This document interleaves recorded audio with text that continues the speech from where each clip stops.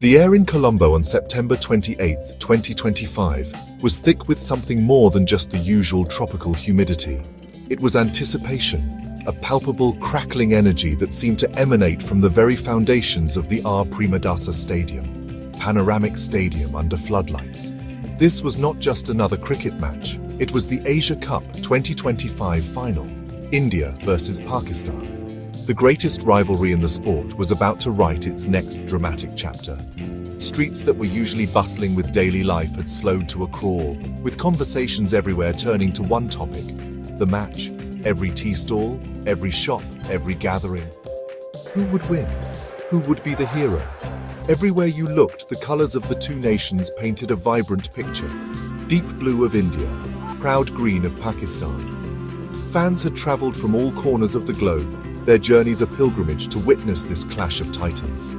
They sang songs of their homelands, their voices a harmonious blend of hope and nervous excitement.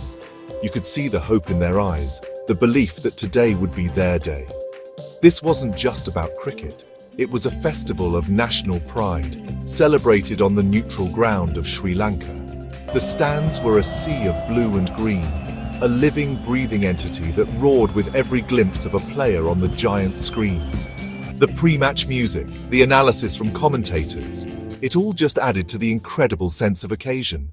For the Indian team, the path to the final had been a demonstration of controlled aggression, tactical brilliance. Under the calm leadership of their captain, Rohit Sharma, they had systematically dismantled their opponents. Preparation was intense, focused on countering Pakistan's formidable pace attack. The bowlers, led by the ever-reliable Jasprit Bumrah, studied footage for any weakness. There was a quiet confidence in the Indian camp, self-belief forged through consistent performances. They knew the pressure was immense, but they had been here before. On the other side, the Pakistani team, captained by the charismatic Babar Azam, rode a wave of raw passion and exceptional talent. Explosive batting and a pace battery that was the envy of the cricketing world. Shaheen Shah Afridi, with his lethal in-swinging Yorkers, was the talk of the tournament.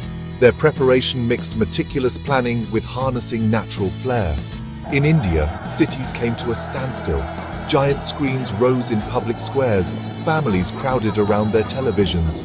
In Pakistan, from the streets of Karachi to the mountains of Khyber Pakhtunkhwa, the nation united in prayer and support.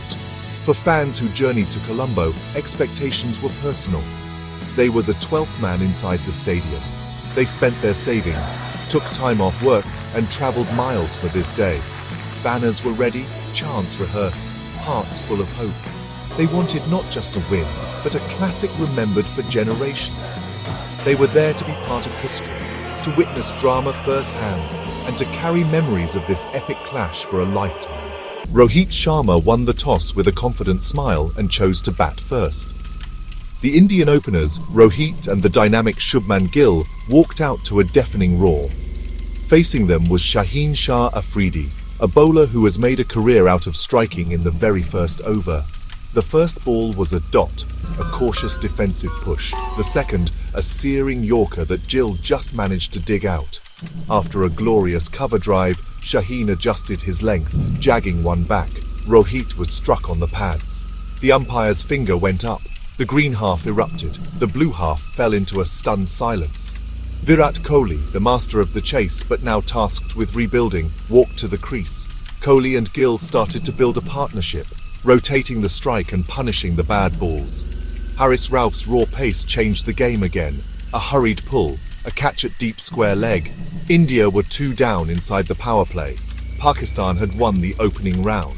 Swing, pace and aggression, with spot-on fields and infectious energy under Babar Azam's sharp captaincy.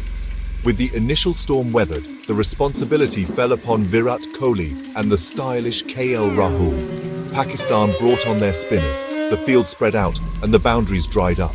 Instead of forcing the pace, they rotated strike, ran hard, communicated constantly. 50, then 75. Soon the 100-run stand, the run rate climbed. Just as India looked set to launch, Babar brought Shaheen back, a bold tactical move. A clever slower ball bouncer deceived a well-set KL Rahul.